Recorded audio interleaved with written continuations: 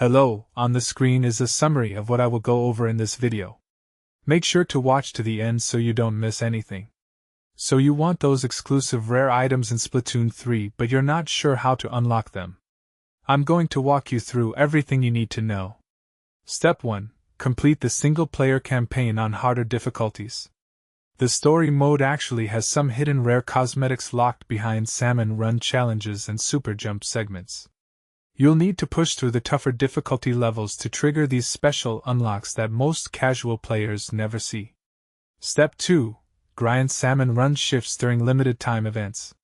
These are your golden opportunities to farm rare weapon skins and gear. During special events that rotate monthly, the drop rates for exclusive items spike significantly, so you want to hit those shifts hard when they're active. Step 3. Participate in Splatfests and reach the highest rank possible. The Splatfests reward exclusive clothing and ink colors based on your final rank.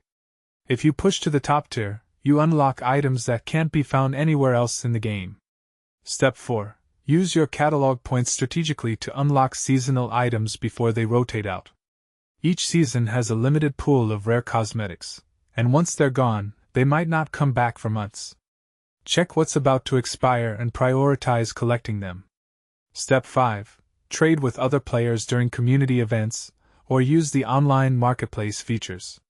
Some rare items are player-exclusive drops that you can only get by interacting with the community or participating in special tournaments that happen throughout the year.